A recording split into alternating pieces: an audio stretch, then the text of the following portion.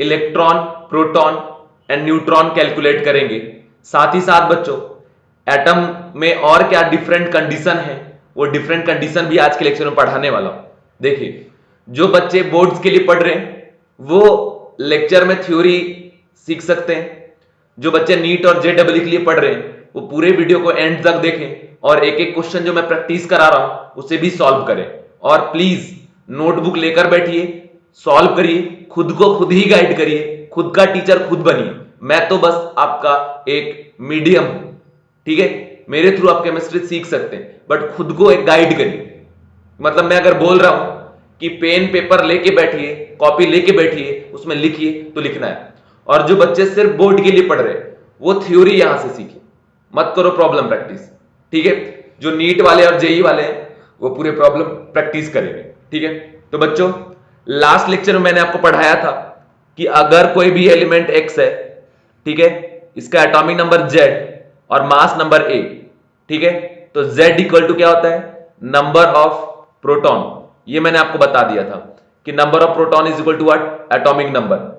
अब चूंकि ये न्यूट्रल है तो जितना पॉजिटिव चार्ज उतना ही निगेटिव चार्ज, तो Z इक्वल टू क्या हो जाएगा, also number of electron. Number of electron भी आप निकाल सकते हैं, ठीक है। और A इक्वल टू क्या होता है बच्चों, A इक्वल टू होता है प्रोटॉन प्लस न्यूट्रॉन। तो यहां से न्यूट्रॉन कैलकुलेट कर लेंगे कि जैसे आप प्रोटॉन का वैल्यू यहां सब्स्टिट्यूट कर देंगे तो A equal to Z plus neutron, तो न्यूट्रॉन इक्वल टू आ गया A माइनस Z, ठीक है। तो इस तरीके से आप यहां पे न्यूट्रॉन कैलकुलेट कर लिए। मैं आज आपको बता रहा हूं कि कैसे आयन का फॉर्मेशन होता है, एंड जब आयन बनता है तो उसमें अगर इलेक्ट्रॉन, प्रोटॉन, न्यूट्रॉन अगर आपको कैलकुलेट करने बोले तो आप इलेक्ट्रॉन, प्रोटॉन, न्यूट्रॉन का नंबर कैसे कैलकुलेट करेंगे, ठीक है। सबसे पहले बच्चों हम डिस्कस करने जा रहे हैं अबाउट केटायन, ठीक है। केटायन, केटायन क्या होता है बच्चों, जब कोई एटम इलेक्ट्रॉन लॉस करता है तो इलेक्ट्रॉन लॉस करने के बाद जो बनता है उसे हम क्या कहते हैं, केटायन, ठीक है। समझ गए क्या, तो ये कैसे बनता है, लॉस ऑफ इलेक्ट्रॉन। एटम जब इलेक्ट्रॉन का लॉस कर देगा तो फॉर्मेशन होगा किसका, केटायन का। तो ठीक है, देखिए कोई भी अननोन एटम हम ले लिए एक्स जिसका एटॉमिक नंबर Z है और मास नंबर A है बच्चों, ठीक है। Atomic number Z and mass number A। अब इसने लॉस कर दिया, लॉस ऑफ इलेक्ट्रॉन, इलेक्ट्रॉन का लॉस कर रहा है, तो इलेक्ट्रॉन का लॉस करने के बाद बनता है केटायन। अब आप देखिए कि ये जो न्यूट्रल एटम है इसमें अगर आप काउंट करते हैं इलेक्ट्रॉन, प्रोटॉन, न्यूट्रॉन तो वही फॉर्मूला लगेगा, Z equal to proton, Z equal to electron and neutron equal to what, A minus Z। ये कंसेप्ट आप लगा दिए। अब अगर हम ये आपसे कह रहे हैं कि सपोज मेरे पास 10 इलेक्ट्रॉन है, हमने एक इलेक्ट्रॉन लॉस कर दिया तो बचा कितना हमारे पास, 9। अगर हमारे पास 20 इलेक्ट्रॉन है और हमने 4 इलेक्ट्रॉन लॉस कर दिया तो बचा कितना, 16। तो अब देखिए बच्चों, इनिशियली इस एटम के पास इलेक्ट्रॉन इक्वल टू क्या है, Z, बट इसने लॉस किया इलेक्ट्रॉन का। अब कितने इलेक्ट्रॉन का लॉस किया, तो अब डिपेंड करेगा एटम के ऊपर कि किस टाइप का एटम है और कितना इलेक्ट्रॉन वो लॉस करना चाहता है। अब अगर मैं इन जनरल पढ़ा रहा हूं तो मान लीजिए कि यहां पे मैंने लॉस करवा दिया n इलेक्ट्रॉन का, माइनस n इलेक्ट्रॉन, ठीक है। अब देखिए ये जो एटम है वो कैसा है बच्चों, न्यूट्रल। अब ये न्यूट्रल क्यों है, तो कल ही मैंने इस पर डिस्कशन किया था कि चूंकि जितना यहां प्रोटॉन है उतना ही इलेक्ट्रॉन भी है, इसलिए एक दूसरे को ये क्या कर देते हैं, neutralize. Proton contain positive charge, electron contain negative charge, magnitude wise दोनों का चार्ज इक्वल होता है। प्रोटॉन पे पॉजिटिव है, इलेक्ट्रॉन पे निगेटिव है, इसलिए न्यूट्रल। अब देखिए जैसे ही ये एटम से आयन बनने जा रहा है उस प्रोसेस में लॉस किया इलेक्ट्रॉन का, तो जितना इलेक्ट्रॉन का लॉस करेगा उतना निगेटिव चार्ज वहां से बाहर होगा।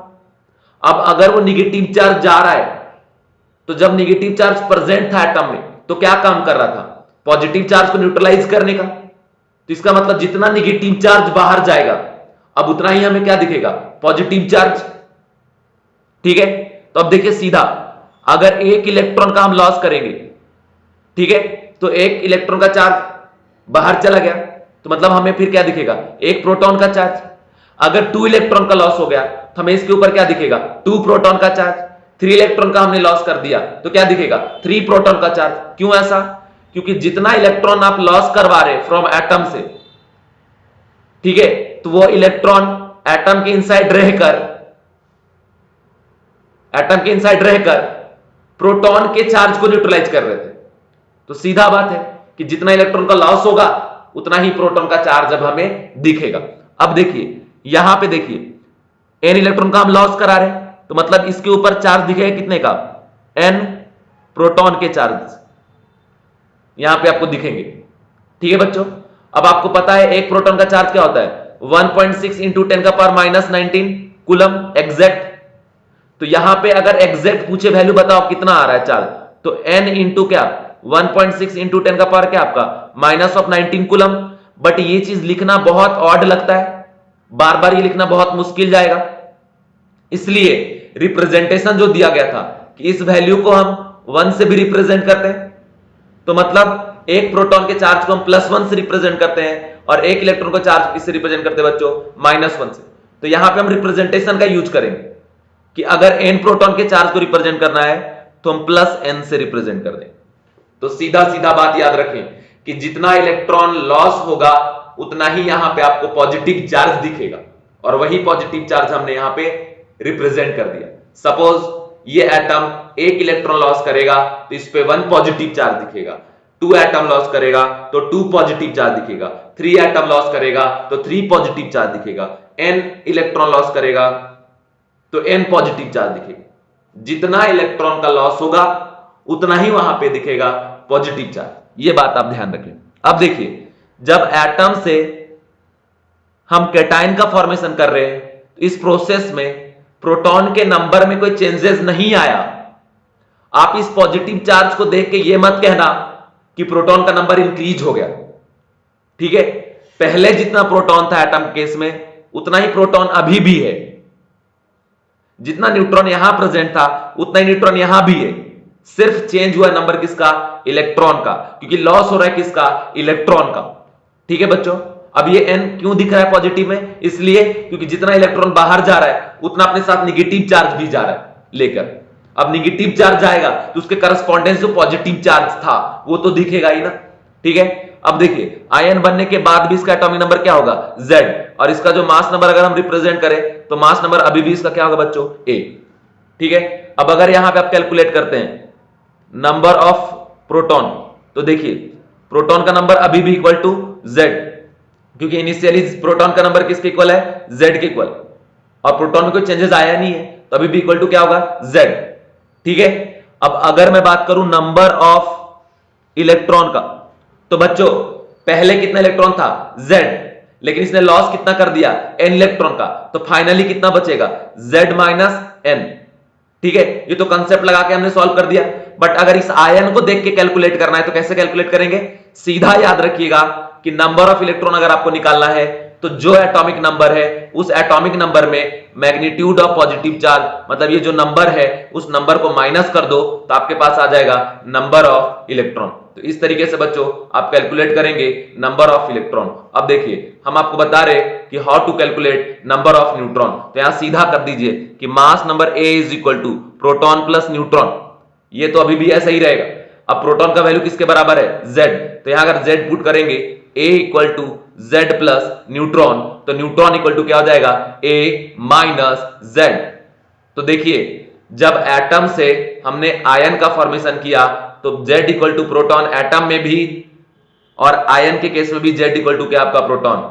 न्यूट्रॉन का number A minus Z atom के केस में भी है और A माइनस Z कैटायन के केस में भी है, बट इलेक्ट्रॉन का नंबर यहां था इक्वल टू Z, और जब आयन बन गया तो Z माइनस N, और वो भी कौन सा आयन बच्चों, कैटायन, बिकॉज कैटायन बनने के प्रोसेस में इलेक्ट्रॉन का लॉस होता है, तो पहले जितना इलेक्ट्रॉन प्रेजेंट था उसमें नंबर डिक्रीज होगा।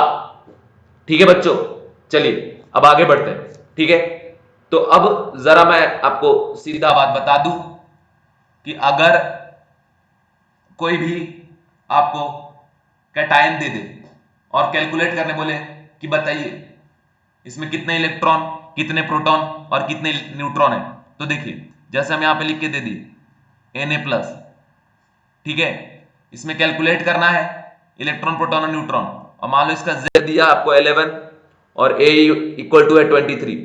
ठीक है, तो सीधा प्रोटॉन इक्वल टू क्या होगा बच्चों, Z, तो प्रोटॉन इक्वल टू क्या हो जाएगा 11, ठीक है।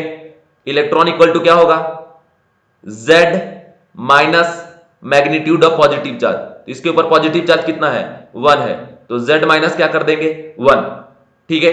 अब E इक्वल टू कितना हो गया 11 माइनस 1 मतलब कितना 10 इलेक्ट्रॉन, तो Na प्लस पे बच्चों exact number wise 10 electron present है।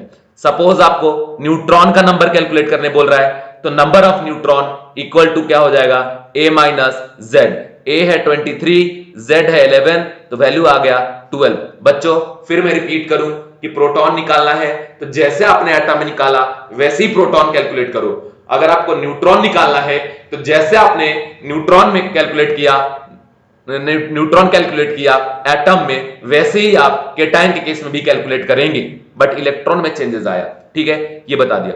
उसके बाद अगर आपसे ये प्रॉब्लम करता है, ये क्वेश्चन पूछता है बताइए इस केटायन पे कितना पॉजिटिव चार्ज एग्जैक्ट प्रेजेंट है, वैल्यू बताइए, और आपने ऐसा लिख दिया 1 कूलम, तो गलत है। देखो बच्चों अगर Na प्लस लिखा है इसका मतलब इसके ऊपर 1 पॉजिटिव चार्ज है, और 1 पॉजिटिव चार्ज का मतलब एक प्रोटॉन का चार्ज, क्योंकि ये +1 रिप्रेजेंटेशन है प्रोटॉन के चार्ज का। अब अगर इस प्रोटॉन के चार्ज का वैल्यू मैं पूछूं आपसे, तो मैंने आपको बताया है 1.6 into 10 to the power -19 coulomb plus sign के साथ। तो मतलब अगर आपसे कोई पूछ दे कि बताइए Na प्लस में एग्जैक्ट कितना चार्ज है, तो आप बता देना भैया सीधा 1.6 into 10 to the power -19 coulomb. ये बहुत लेंदी ना दिखे इसलिए यहां पे +1 रिप्रेजेंट कर रहे हैं, और पूरी केमिस्ट्री में जब भी हम आयन को रिप्रेजेंट करते हैं तो ऐसे +1 +2 +3 चार्ज दिखाते हैं, ठीक है बच्चों। ये प्रॉब्लम हो गया, तो इस तरीके से आप सॉल्व कर लेना, ठीक है। सीधा बात कि नॉर्मल एटम में इलेक्ट्रॉन प्रोटॉन न्यूट्रॉन कुछ भी निकालना है तो electron equal to Z, proton equal to Z, neutron equal to A minus Z। Cation के केस में अगर आपको निकालना है तो proton equal to Z, neutron equal to A minus Z and electron equal to what Z minus magnitude of positive charge. एक और देखिए बच्चों, ये Al+3 हमने ले लिया, एल्युमिनियम पे 3 पॉजिटिव चार्ज, ठीक है। इसका जो Z है वो दिया हुआ है 13 और A जो है वो दिया हुआ है आपका 27, ठीक है। अब देखो कंडीशन है यहां पे, बोल रहा है calculate electron proton neutron and charge present on this ion, ठीक है। तो आप इलेक्ट्रॉन से पहले प्रोटॉन निकालिए, तो प्रोटॉन इक्वल टू सीधा सिंपल फॉर्मूला इक्वल टू क्या आपका Z, तो Z का वैल्यू यहां पे कितना दिया बच्चों 13, तो यहां पे प्रोटॉन इक्वल टू क्या हो गया 13, ठीक है। अगर मैं बात करूं न्यूट्रॉन का तो उसका फॉर्मूला भी रट जाओ A माइनस Z, ठीक है। तो A इक्वल टू कितना है 27 है ना, और Z इक्वल टू कितना है 13, तो 27 में अगर मैं 13 माइनस कर दूं तो क्या बचेगा 14, तो this is equal to what number of neutron present in Al+3। अब अगर मैं बात करूं इलेक्ट्रॉन का, तो इलेक्ट्रॉन का formula in case of cation क्या मैंने बताया बच्चों Z minus magnitude of positive charge. अब मैग्नीट्यूड ऑफ पॉजिटिव चार्ज यहां पे कितना है 3 है, तो Z माइनस 3, ठीक है। तो Z कितना है इसका बच्चों 13 है, तो 13 माइनस 3 अगर कर दिए तो कितना आ गया 10 इलेक्ट्रॉन। अब अगर चार्ज पूछा और एकदम मुस्कुराते हुए दांत निकालते हुए आप बोल दिए +3 कूलम, तो एकदम बेवकूफ बन जाओगे, क्योंकि ये +3 रिप्रेजेंटेशन है। +3 को ऐसे लिख सकते हैं ना 3 इंटू +1 मतलब +1 एक प्रोटॉन का चार्ज, तो 3 इंटू +1 मतलब 3 प्रोटॉन का चार्ज। यहां पे कितने प्रोटॉन का चार्ज दिख रहा है 3 प्रोटॉन का। अगर इसका वैल्यू लिखेंगे क्या हो जाएगा 3 into 1.6 into 10 to the power -19 coulomb. This is exact charge present on this ion, ठीक है। +3 कूलम एग्जैक्ट चार्ज प्रेजेंट नहीं है, +3 सिर्फ रिप्रेजेंटेशन है, ठीक है। चलिए एक क्वेश्चन मैं और आपको बताता हूं बच्चों इस पे बेस्ड, ठीक है। जैसे अगर मैं बात करूं यहां पे एल्यूमिनियम का बात कर लिया, मैं अगर बात करूं मैग्नीशियम का, सपोज मैग्नीशियम पे +2 चार्ज है, यहां पे इसका Z दिया हुआ है 12 और A दिया हुआ है 24। सीधा सा प्रोटॉन इक्वल टू क्या करेंगे Z, तो प्रोटॉन इक्वल टू Z का वैल्यू क्या है 12, तो यहां से प्रोटॉन का वैल्यू आ गया है ना। इलेक्ट्रॉन इक्वल टू अगर मैं करूं तो इलेक्ट्रॉन का वैल्यू क्या है Z minus magnitude of positive charge, मतलब Z माइनस 2, तो 12 माइनस 2 अगर आप करते हैं तो कितना वैल्यू आ गया बच्चों यहां पे 10। ठीक है, तो 10 इलेक्ट्रॉन प्रेजेंट है, 12 प्रोटॉन प्रेजेंट है, और न्यूट्रॉन अगर मैं निकालूं तो neutron equal to A minus Z. A का वैल्यू कितना है बच्चों 24 और जेड का वैल्यू कितना है 12, तो ये क्या आ गया बच्चों 12। तो इस तरीके से किसी भी कैटाइन में आप जाके कैलकुलेट कर लेंगे इलेक्ट्रॉन, प्रोटॉन एंड न्यूट्रॉन। और बच्चों ये मैं आपको इसलिए बता रहा हूं, बहुत बेसिक है, बट जब मोल कंसेप्ट का प्रॉब्लम आप सॉल्व करेंगे उसमें बहुत सारे प्रॉब्लम में इस टाइप के कंडीशन का, इस टाइप के टॉपिक का इन्वॉल्वमेंट है। ठीक है, इस वजह से मैं आपको बता रहा हूं, तो कंडीशन जो बता रहा हूं इसको ध्यान रखिएगा। इसके बाद अगर मैं बात करूं इसके ऊपर एग्जैक्ट चार्ज का, तो अब तो आपको समझ में आ ही गया होगा कि +2 कूलम लिखेंगे तो आप मूर्ख कहलाएंगे, दुनिया के सबसे बड़े वाले। ठीक है, और होशियार कहलाना है तो +2 का मतलब क्या आपका 2 इंटू प्रोटॉन का चार्ज। प्रोटॉन का चार्ज कितना 1.6 into 10 to the power -19 coulomb. ठीक है, समझ गए? तो ये कंडीशन है बच्चों आपका। इस तरीके से हम कैलकुलेट करेंगे किसी भी कैटायन के ऊपर चार्ज। जैसे फिर से मैं एक बार रिपीट कर दूं, इधर देखो, सपोज अगर आपको कभी ऐसा लिख के दिया x पे +1 है ना, या x +1 नहीं लिखता है, नॉर्मली x प्लस लिख के दे दिया। ठीक है, और अगर आपको ऐसे लिख के दिया x +2, x +3, ठीक है, x +4, ऐसा बोले यहाँ पे कितना चार्ज है, तो +1 रिप्रेजेंटेशन है कि एक प्रोटॉन का चार्ज यहाँ प्रेजेंट है। एग्जैक्ट कितना हो जाएगा 1.6 इंटू 10 पावर -19 कूलम। ठीक है, यहाँ पे एग्जैक्ट कितना चार्ज है 2 इंटू 1.6 इंटू 10 पावर -19 कूलम, मतलब 2 प्रोटॉन का चार्ज प्रेजेंट है। अगर मैं इस केस में बात करूं तो 3 प्रोटॉन का चार्ज प्रेजेंट है, 3 into 1.6 into 10 to the power -19 coulomb. ठीक है बच्चों, उसके बाद अगर हम यहां पे बात करें तो यहां पे क्या हो जाएगा 4 into 1.6 into 10 to the power -19 coulomb. उम्मीद करता हूं अब आप समझ गए होंगे, अगर नहीं समझे तो आप महामूर्ख हैं। ठीक है, मेरी कोई गलती नहीं है। ठीक है, और मूर्खों को समझने में थोड़ा टाइम लगता है। चलिए अब आगे मैं बढ़ता हूं, जरा कंडीशन देखिए कि सपोज इसका एटॉमिक नंबर Z है, इसका भी Z है, इसका भी Z है और इसका भी Z है, और प्रोटॉन निकालने बोले तो यहां भी प्रोटॉन Z, सभी में प्रोटॉन इक्वल टू क्या होगा Z, इलेक्ट्रॉन सभी में क्या होगा, तो कैलकुलेट करेंगे। यहां पे क्या हो जाएगा, यहां पे हो जाएगा प्लस Z-1 क्योंकि 1 पॉजिटिव चार्ज है, यहां पे हो जाएगा Z-2, यहां पे Z-3, यहां पे Z-4। न्यूट्रॉन यहां पे क्या हो जाएगा A-Z, यहां भी A-Z, यहां भी A-Z और यहां भी A-Z बच्चों। ठीक है, चलिए केटायन का कंडीशन यहां पे फिनिश होता है। इन्हें आप लिख भी लें, वीडियो को पॉज करें और बच्चों लिख लीजिए, नोट बनाइए, क्योंकि मैं सीक्वेंस में आपको पढ़ाने वाला हूं, पढ़ा रहा हूं। ये दूसरी लेक्चर है मूल कंसेप्ट की। ठीक है, चलिए अब हम बात करने जा रहे हैं formation of anion. Formation of anion. ठीक है, अब देखिए एनाइन के फॉर्मेशन के लिए क्या करना पड़ेगा, गेन करना पड़ेगा। किस चीज का, इलेक्ट्रॉन का। जब कोई एटम इलेक्ट्रॉन का गेन करे तो उसी से फॉर्मेशन होता है किस चीज का, एनाइन का। जैसे यहां देखिए कोई भी एलिमेंट का एटम X ले लिए जिसका एटॉमिक नंबर Z और मास नंबर A। ठीक है, जो गेन कर रहा है, गेन ऑफ इलेक्ट्रॉन। ठीक है, गेन ऑफ इलेक्ट्रॉन करने के बाद बन रहा है, उसका नाम है एनाइन। ठीक है, अब देखिए ध्यान से, ये जो आपको दिख रहा है, ये जो आपको दिख रहा है ये कैसा है, न्यूट्रल। तो ये न्यूट्रल क्यों है, क्योंकि इसके अंदर जितना पॉजिटिव चार्ज है उतना ही क्या है, निगेटिव चार्ज। इसलिए ये जो X दिख रहा है वो न्यूट्रल है, अभी बिल्कुल बैलेंस है, बराबर। ठीक है, लेकिन अगर बाहर से एक्स्ट्रा इलेक्ट्रॉन आप लाके भरते हैं तो इलेक्ट्रॉन अपने साथ निगेटिव चार्ज भी लेके आएगा। अब जो वो निगेटिव चार्ज लेके आ रहा है उसको बैलेंस करने के लिए कोई एक्स्ट्रा प्रोटॉन वहां तो प्रेजेंट नहीं है, तो मतलब सीधा उस इलेक्ट्रॉन का निगेटिव चार्ज अब हमको बाहर दिखेगा। ठीक है, तो अब सपोज बच्चों अगर इस पे एक इलेक्ट्रॉन आप ऐड करेंगे तो ये जो एनाइन बनेगा उस पे एक इलेक्ट्रॉन का चार्ज हमको दिखेगा। अगर 2 इलेक्ट्रॉन ऐड करेंगे तो 2 इलेक्ट्रॉन का चार्ज यहां दिखेगा। अगर यहां 3 इलेक्ट्रॉन ऐड करेंगे तो यहां पे 3 इलेक्ट्रॉन का चार्ज दिखेगा। अगर यहां n इलेक्ट्रॉन ऐड करेंगे तो यहां पे n इलेक्ट्रॉन का चार्ज दिखेगा। तो अगर हम जनरल में पढ़ा रहे तो लिख देंगे +n इलेक्ट्रॉन। अगर +n इलेक्ट्रॉन दिखा रहे हैं तो यहां पे दिखेगा n into 1.6 into 10 to the power -19 coulomb, और यहां साइन लगाएंगे माइनस। तो ये एग्जैक्ट हो गया एनायन का रिप्रेजेंटेशन।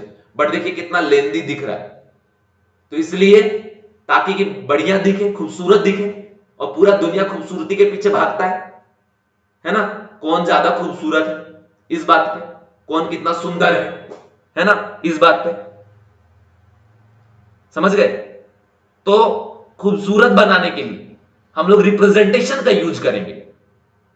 अब रिप्रेजेंटेशन में क्या यूज करेंगे कि इलेक्ट्रॉन के चार्ज को रिप्रेजेंट कैसे करते हैं, -1 से, not -1 coulomb, this is only representation of charge of electron. तो यहां पे आप सिर्फ क्या लिखेंगे, -n, क्योंकि एक इलेक्ट्रॉन का चार्ज होता तो -1, 2 इलेक्ट्रॉन का चार्ज को रिप्रेजेंट करेंगे -2 से, 3 इलेक्ट्रॉन को चार्ज को रिप्रेजेंट करेंगे -3 से, n इलेक्ट्रॉन के चार्ज को रिप्रेजेंट करेंगे -n से। बट अगर बोला कि आप एग्जैक्ट वैल्यू बताइए कितना है, तो लिखना पड़ेगा -1 इंटू n। तो -1 का वैल्यू क्या होता है, चार्ज ऑफ इलेक्ट्रॉन 1.6 इंटू 10 का पावर -19, है ना, यहां साइन लगा दिए माइनस का, और इंटू क्या कर दिए n, और साथ में यहां यूनिट लगा दिए कूलम। तो ये आ जाएगा इस तरीके से चार्ज। अब देखिए यहां पे मैं फिर कैलकुलेट करता हूं इलेक्ट्रॉन प्रोटॉन न्यूट्रॉन। तो यहां देखिए न्यूट्रल एटम है, Z equal to proton, Z equal to electron, and neutron equal to what, A minus Z। उम्मीद करता हूं अभी तक आपको याद हो गया होगा, ठीक है। अब आगे बढ़िए, जब यहां से यहां जा रहे, यहां से यहां जा रहे, क्या प्रोटॉन में कोई चेंजेस आ रहा है, नहीं। तो जो एटॉमिक नंबर यहां है वही एटॉमिक नंबर यहां भी। आप यहां से यहां जा रहे हैं तो क्या न्यूट्रॉन में चेंजेस आ रहा है, नहीं। तो अगर न्यूट्रॉन में चेंजेस नहीं आया, प्रोटॉन में चेंजेस नहीं आया, तो ये इस बात का सबूत है कि ना तो एटॉमिक नंबर में चेंजेस आएगा और ना ही मास नंबर में चेंजेस आएगा। तो इसका भी एटॉमिक नंबर Z और मास नंबर A। तो अब यहां लिखेंगे कि number of proton is equal to Z and number of neutron equal to A minus Z। अब बच्चों अगर मैं बात करूं इलेक्ट्रॉन का, तो देखिए इनिशियली कितना इलेक्ट्रॉन इसके पास प्रेजेंट है, Z के बराबर, और इसमें एक्स्ट्रा कितना ऐड कर दिया हमने, n। तो नेट इलेक्ट्रॉन अगर हम बात करें यहां पे टोटल इलेक्ट्रॉन का, तो कितना हो जाएगा, Z प्लस n। तो सीधा सीधा देखिए अगर यहां से पता करते हैं तो टोटल इलेक्ट्रॉन इक्वल टू जो एटॉमिक नंबर है उसमें से नेगेटिव चार्ज का जो नंबर है ना, मैग्नीट्यूड, उस मैग्नीट्यूड को ऐड कर दीजिए, ठीक है। तो इस तरीके से निकल जाएगा बच्चों टोटल इलेक्ट्रॉन। नोट डाउन कर लीजिए, फिर से रिपीट कर दूं कि एनायन के केस में अगर आप कैलकुलेशन कर रहे इलेक्ट्रॉन प्रोटॉन न्यूट्रॉन का, तो Z इक्वल टू हो जाएगा प्रोटॉन, न्यूट्रॉन हो जाएगा A माइनस Z, और इलेक्ट्रॉन हो जाएगा Z plus magnitude of positive, magnitude of negative charge. ये हो गया, ठीक है बच्चों, इस तरीके से। अब देखिए अगर मैं बात करूं नॉर्मली सिर्फ एक यहां पे एनायन लिख के यहां पे, ताकि आपको एग्जैक्ट याद हो जाए, ठीक है। अगर पूछा बताओ इसका एटॉमिक नंबर Z है और मास नंबर A है, तो इलेक्ट्रॉन कितना है, तो इलेक्ट्रॉन सीधा Z प्लस, एनायन के केस में ऐड करेंगे और कैटायन केस में माइनस करेंगे, है ना। तो Z प्लस n और प्रोटॉन इक्वल टू Z, ठीक है, और neutron equal to A minus Z, और चार्ज इक्वल टू, फट से लिख दो -n कूलम। मूर्ख बनोगे फिर से, बेवकूफ बनोगे, क्योंकि -n कूलम नहीं, एग्जैक्ट कूलम में कितना हो जाएगा, n into 1.6 into 10 to the power -19 coulomb, और यहां निगेटिव साइन लगा देंगे। तो ये हो गया बच्चों आपका exact charge on this anion. इस बात का ध्यान रखेंगे। अब देखिए इस पे बेस्ड हम लोग कुछ क्वेश्चन सॉल्व करते हैं, देखिएगा ध्यान से बच्चों। जैसे अगर मैं बात करूं यहां पे नाइट्रोजन का, नाइट्रोजन का एटॉमिक नंबर 7 है, मास नंबर 14 है ना, और इसके ऊपर चार्ज दिया हुआ है -3। बोल रहा है कैलकुलेट इलेक्ट्रॉन प्रोटॉन न्यूट्रॉन, ठीक है। तो सीधा proton equal to what, Z, है ना। तो प्रोटॉन इक्वल टू क्या हो जाएगा 7, electron equal to Z plus, अगर एनायन है तो प्लस करेंगे क्या, मैग्नीट्यूड ऑफ नेगेटिव चार्ज, तो Z प्लस क्या कर देंगे 3। तो यहां से इलेक्ट्रॉन इक्वल टू क्या आ गया बच्चों, 7 प्लस 3, मतलब यहां से वैल्यू आ गई इलेक्ट्रॉन इक्वल टू क्या 10, ठीक है। ये कंडीशन आ गया प्रोटॉन इलेक्ट्रॉन का। न्यूट्रॉन इक्वल टू सीधा कर देंगे A माइनस Z, मतलब 14 माइनस 7, तो वैल्यू आ गया 7। अगर आप चार्ज कैलकुलेट कर रहे हैं बच्चों, तो चार्ज के लिए सीधा सा देखिए कितना निगेटिव चार्ज है, -3, मतलब 3 इलेक्ट्रॉन का चार्ज। जितना निगेटिव चार्ज कहीं दिखे वहां पे उतना ही इलेक्ट्रॉन का चार्ज प्रेजेंट होता है, इस बात का आप ध्यान रखना, ठीक है। तो 3 into 1.6 into 10 to the power -19 coulomb, और साइन यहां लगा देंगे माइनस में। तो इस तरीके से आप कैलकुलेट कर लेंगे electron, proton and neutron in any type of anion, ठीक है बच्चों। अब देखिए एक और प्रॉब्लम मैं बताऊं आपको, जैसे अगर मैं बात करूं यहां पे फास्फोरस का, फास्फोरस इस पे चार्ज दिया -3, इसका Z होता है आपका 15, है ना, और A होता है आपका 31। बोल रहा है calculate electron, proton and neutron. अगर इलेक्ट्रॉन, प्रोटॉन, न्यूट्रॉन कैलकुलेट करने बोल रहा है तो सीधा सा आप यहां लिखेंगे कि proton equal to what, Z। तो प्रोटॉन इक्वल टू क्या हो जाएगा यहां से 15, क्योंकि Z इसका 15 है। और अगर आपको इलेक्ट्रॉन बोल रहा है तो इलेक्ट्रॉन इक्वल टू क्या हो जाएगा, Z प्लस मैग्नीट्यूड ऑफ क्या आपका निगेटिव चार्ज, तो Z प्लस क्या कर देंगे 3, तो Z का वैल्यू 15 और प्लस 3 क्या हो गया बच्चों 18, ठीक है। तो ये कैलकुलेट हो गया इलेक्ट्रॉन, प्रोटॉन। अब न्यूट्रॉन का नंबर है तो न्यूट्रॉन इक्वल टू क्या होता है A माइनस Z। A का वैल्यू कितना है देखो 31 और Z कितना है 15, तो 31 में अगर 15 आप कर देंगे माइनस तो यहां पे आंसर आ जाएगा 31 माइनस 15 हो जाएगा आपका 16, ठीक है। अगर चार्ज कैलकुलेट करने बोला फिर से यहां देखिए कितने इलेक्ट्रॉन का चार्ज है 3 इलेक्ट्रॉन का चार्ज, चार्ज ऑफ 3 इलेक्ट्रॉन, मतलब सीधा 3 into 1.6 into 10 to the power -19 coulomb, और इसके बाजू में लगा देंगे निगेटिव चार्ज, ठीक है। तो इस तरीके से इलेक्ट्रॉन, प्रोटॉन, न्यूट्रॉन और चार्ज आप कैलकुलेट कर लेंगे किसी भी एनायन में, ठीक है बच्चों। अब देखिए एक आखिरी क्वेश्चन मैं इस सेक्शन का करा रहा हूं, जैसे यहां लिख के दिया सल्फर है ना 16 और ये 32 और इसके ऊपर चार्ज है -2, ठीक है। बोला कैलकुलेट इलेक्ट्रॉन, प्रोटॉन, न्यूट्रॉन। तो देखिए ये Z क्या है इसका 16 है, A क्या है आपका A इक्वल टू 32 है, ठीक है। तो प्रोटॉन इक्वल टू क्या हो जाएगा Z, इलेक्ट्रॉन इक्वल टू क्या होगा Z और plus magnitude of negative charge, तो Z कितना है इसका 16 और प्लस 2 कितना आ गया यहाँ पे 18, ठीक है। न्यूट्रॉन अगर आप निकालते हैं तो न्यूट्रॉन का वैल्यू क्या हो जाएगा A माइनस Z, तो न्यूट्रॉन इक्वल टू हो जाएगा A कितना है इसका 32 और Z कितना है 16, तो ये वैल्यू कितना आ गया बच्चों 16 आ गया। तो इलेक्ट्रॉन भी आ गया हमारे पास, न्यूट्रॉन भी आ गया, प्रोटॉन भी आ गया। अब हम कैलकुलेट करते हैं, जरा देखिए इसका चार्ज, और चार्ज का वैल्यू अगर हम निकाले तो यहां पे हम निकालेंगे 2 इलेक्ट्रॉन का चार्ज, -2 कूलम अगर आप लिखेंगे ना बाबू तो आपको मेडल मिलेगा गोल्ड मेडल बढ़िया सा, क्योंकि मूर्ख बनेंगे, -2 कूलम नहीं है यहाँ पे। ये -2 सिर्फ ये बता रहा है कि यहाँ पे 2 इलेक्ट्रॉन का चार्ज है, और 2 इलेक्ट्रॉन का चार्ज क्या हो जाएगा 2 into 1.6 into 10 to the power -19 coulomb, और नेट यहाँ पे साइन लगा देंगे बच्चों माइनस, तो ये हो गया नेट चार्ज, ठीक है।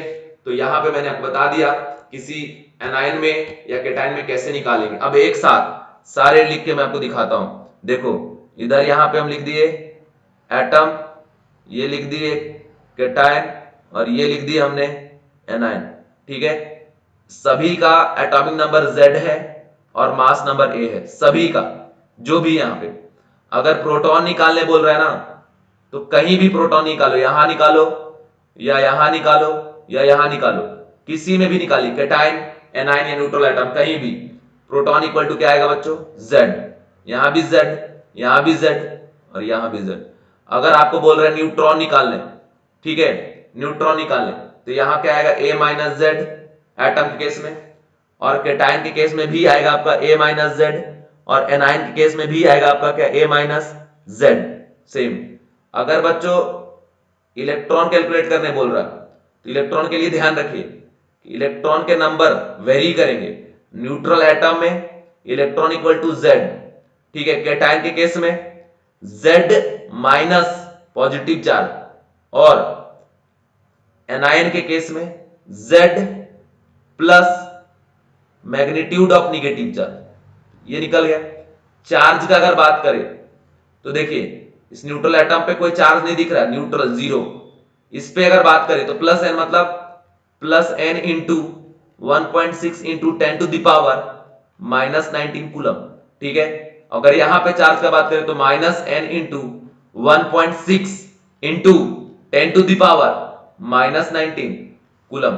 ठीक है बच्चों, तो ये चार्ज या जो भी चीजें कैसे निकालेंगे ये हमने बता दिया। ठीक है बच्चों, अब देखो कुछ कुछ इंपॉर्टेंट प्रॉपर्टीज हैं अबाउट एटम जिसका यूज यहां पे होता है। कुछ कुछ कंडीशन जब आप पढ़ेंगे मोल कंसेप्ट का, वहां पे इनका बहुत ज्यादा यूज होता है। ठीक है, और ये जो भी मैं आपको लिखवाने जा रहा हूं ना, वो वापस से आपको पढ़ना है एटॉमिक स्ट्रक्चर में, बट वो तो पढ़ना है एटॉमिक स्ट्रक्चर में, लेकिन यहाँ पे यूज हो जाएगा मोल कंसेप्ट में, और अगर आपको नहीं पता रहेगा तो दिक्कत जाएगा। ठीक है, वैसे बहुत इजी है, कोई मुश्किल नहीं है, प्रॉपर्टी है। जैसे फर्स्ट प्रॉपर्टी बच्चों आइसोटोप।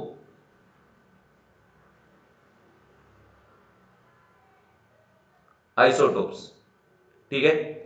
अब ये आइसोटोप क्या होता है? आइसोटोप क्या होता है? सीधा बात याद रखना कि टू और more atom having same atomic number but different mass number is known as what? Isotope. सीधा बात हो ऐसा कि दो एटम है, दो एटम का एटॉमिक नंबर तो सेम है बट मास नंबर डिफरेंट है, ऐसे एटम को हम लोग क्या कहेंगे? आइसोटोप के नाम से फिर बुलाएंगे। ठीक है, समझ गए? तो लिखेंगे same atomic number, same atomic number but different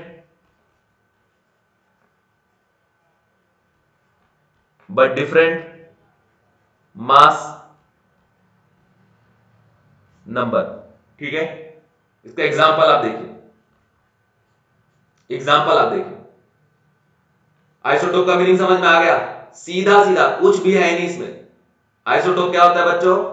atomic number क्या हो? सेम, और डिफरेंट हो क्या? मास नंबर, दो एटम के बीच में। ठीक है, जब ऐसा कंडीशन ऑब्जर्व होगा तो उसको हम लोग आइसोटोप के नाम से बुलाएंगे। जैसे देखिए हाइड्रोजन 1 1, हाइड्रोजन 1 2 और हाइड्रोजन 1 3। ये भी हाइड्रोजन एटम है, ये भी हाइड्रोजन का एटम है, ये भी हाइड्रोजन का एटम है। इसमें Z निकालिए, यहां Z1, यहां Z1, यहां Z1। बट अगर यहां पे A निकालते हैं, यहां का A देखो कितना है? 1, इसका A कितना है? 2, और इसका A कितना है? 3। तो देखिए एटॉमिक नंबर तो तीनों का क्या है? सेम, बट मास नंबर तीनों का आपस में क्या है? डिफरेंट। तो कंडीशन ये हो गया कि जब इनका रिलेशन आप बोलेंगे तो बोलिएगा ये दोनों एक दूसरे क्या है? आइसोटोप। ये दोनों भी एक दूसरे का क्या है? आइसोटोप। ये दोनों भी एक दूसरे का क्या है? आइसोटोप। ठीक है बच्चों, समझ गए? इसको प्रोटियम के नाम से जानते हैं, ये ड्यूटेरियम के नाम से फेमस है जिसको D से रिप्रेजेंट करते हैं, और ये ट्रिटियम इसको T से रिप्रेजेंट करते हैं। ये आइसोटोप है किसके? हाइड्रोजन के। ठीक है, समझ गए? तो ये कंडीशन। और बच्चों ये जो हाइड्रोजन है ना, प्रोटियम, इसका एक स्पेशल प्रॉपर्टी होता है। ये एकलौता ऐसा एलिमेंट है जिसमें न्यूट्रॉन इक्वल टू 0 होता है। न्यूट्रॉन मतलब होता ही नहीं। कैसे? Z1 है तो प्रोटॉन 1, इलेक्ट्रॉन भी 1। न्यूट्रॉन कैसे निकालते हैं? A माइनस Z से। A का वैल्यू भी क्या है? 1, Z का वैल्यू भी क्या है? 1, नेट वैल्यू क्या आ गया? 0। तो नोट कर लीजिएगा ये बात कि हाइड्रोजन एकलौता ऐसा एलिमेंट है, एटम है, प्रोटियम, जिसमें न्यूट्रॉन होता ही नहीं है। ठीक है, ये फर्स्ट एग्जांपल हो गया। और एग्जांपल आप देखिए, और एग्जांपल अगर मैं बात करूं तो जैसे सेकेंड एग्जांपल का बात करूं तो कार्बन 12 और 6 और कार्बन 6 14। तो यहां पे आप देखिए अगर एटॉमिक नंबर का बात करें तो दोनों एटम का सेम है 6 6, इसका भी Z6 और इसका भी Z क्या है? 6। बट अगर मास नंबर का बात करें, इसका मास 12 है और इसका 14 है, तो ये आपस में क्या है? डिफरेंट। तो जब मास नंबर डिफरेंट हो, एटॉमिक नंबर सेम हो, ऐसे रिलेशन को हम लोग क्या बोलते हैं? आइसोटोप के नाम से जानते हैं। थर्ड और भी आप देख सकते हैं, ऑक्सीजन 16 और ये 8, ऑक्सीजन 8 और ये 18। देखिए बच्चों ये क्या है? एटॉमिक नंबर जो आपस में क्या है? सेम, और ये क्या है? मास नंबर जो क्या है? डिफरेंट। तो इसीलिए ये भी क्या कहलाएगा आपस में, आइसोटोप। क्लियर?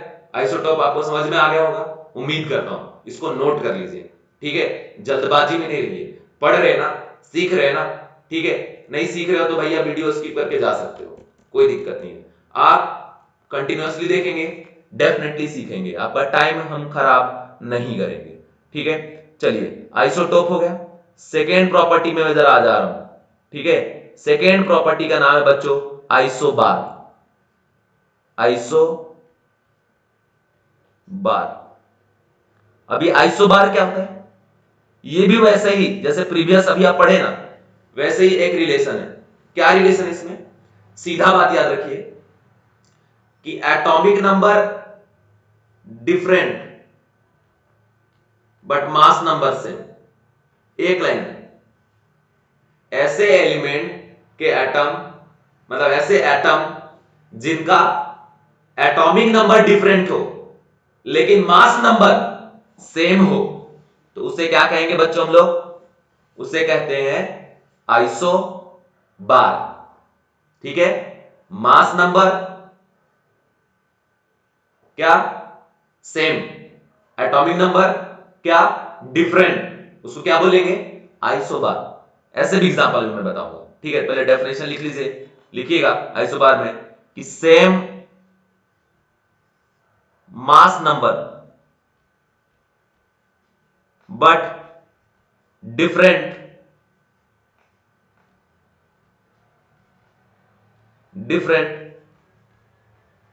एटॉमिक नंबर, है ना? उसको हम लोग क्या बोलेंगे बच्चों? आइसोबार। अब एग्जांपल आप देख लीजिए। एग्जांपल ये कार्बन 614 और कार्बन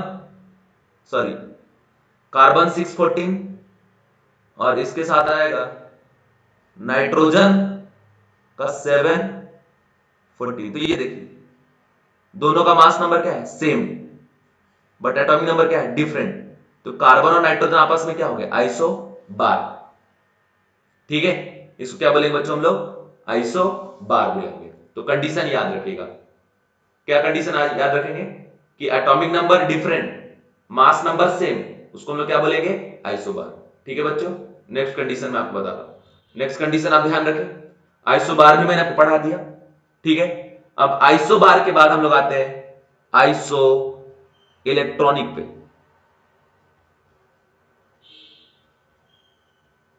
आइसो इलेक्ट्रॉनिक सबसे आसान होता है। आइसो का मीनिंग होता है सेम, और यहां पे इलेक्ट्रॉनिक से पता ही चल रहा है इलेक्ट्रॉन। तो याद रखें कि ऐसे स्पीसीज, मतलब एटम, मॉलिक्यूल और आयन, जिसमें आप नंबर ऑफ इलेक्ट्रॉन काउंट करिए, अगर नंबर ऑफ इलेक्ट्रॉन सेम आता है तो उस स्पीसीज के रिलेशन को, उनके बीच के रिलेशन को, जिनमें same number of electron exist करेगा, उसको हम लोग क्या कहेंगे? Iso electronic. जैसे मान लीजिए एक स्पीसीज है, ये दूसरा स्पीसीज है, इन दोनों के बीच में अगर हम इलेक्ट्रॉन काउंट करें तो यहां जितना इलेक्ट्रॉन है उतना यहां भी है, तो इनके बीच के रिलेशन को हम क्या बोलेंगे? आइसो इलेक्ट्रॉनिक, ठीक है बच्चों? तो यहां लिख लीजिएगा कंटेन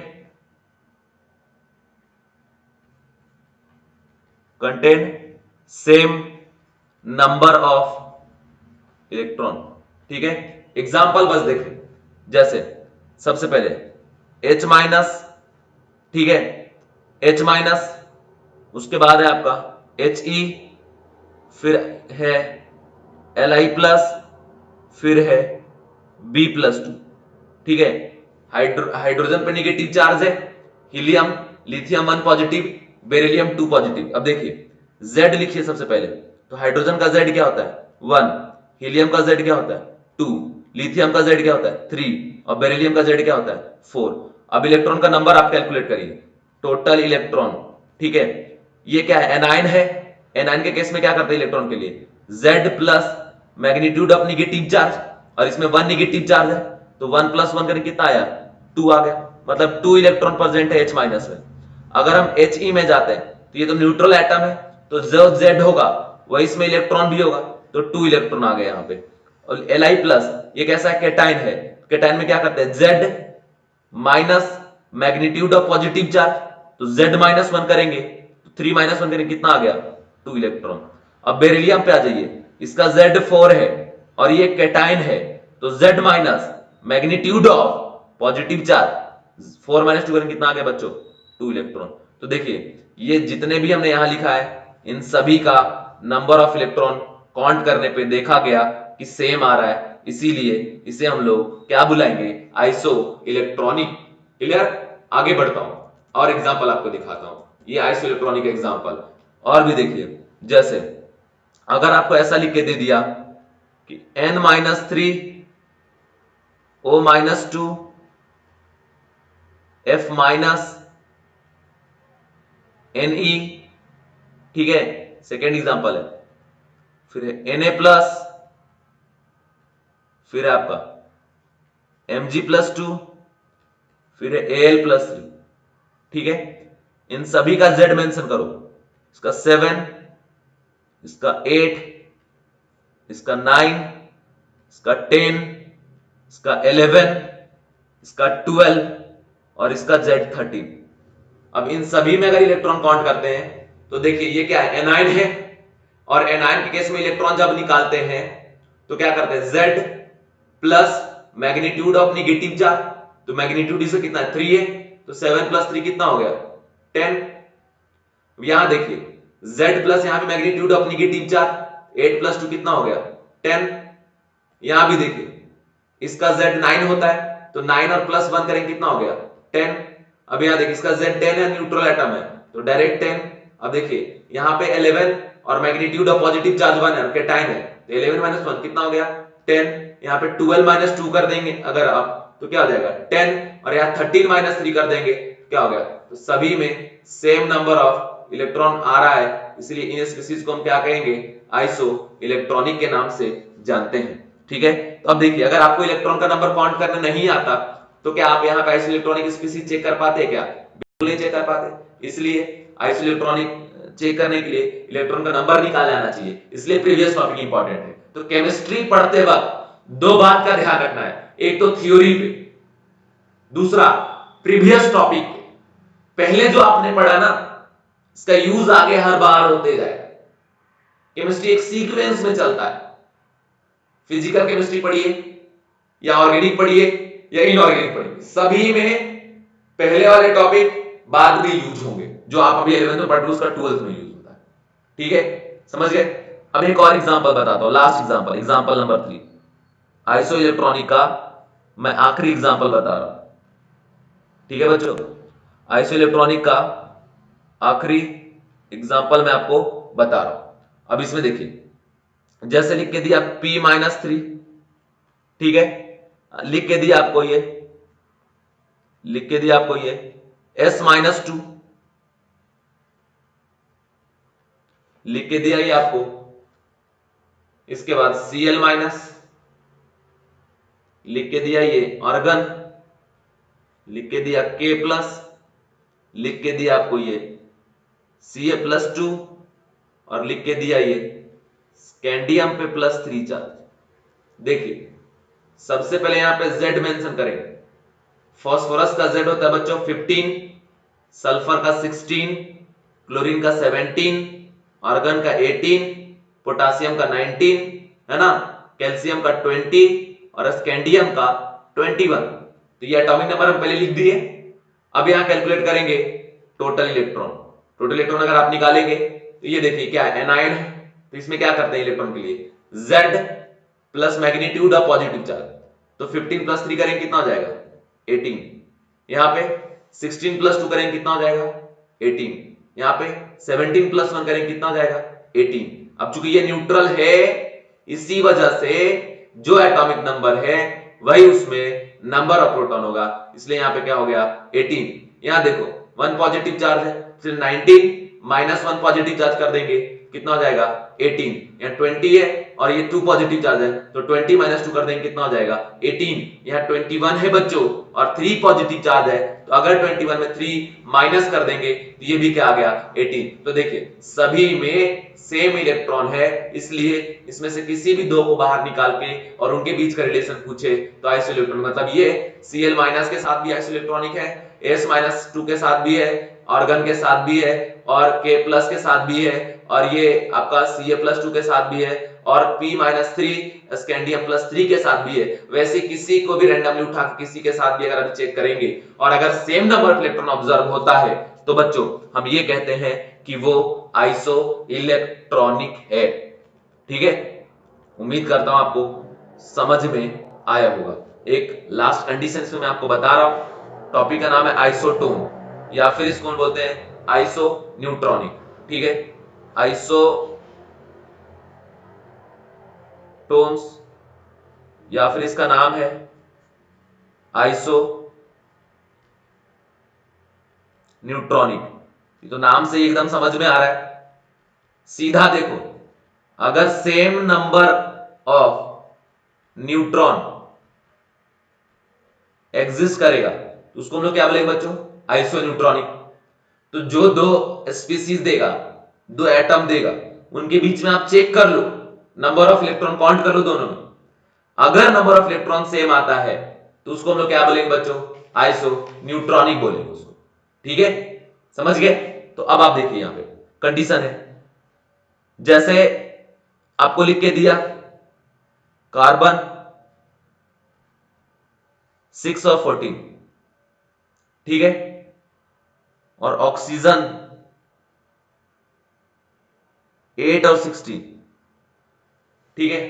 इसका Z कितना है, 6 है, A कितना है 14, इसका जो Z है वो कितना है 8, A कितना है 16।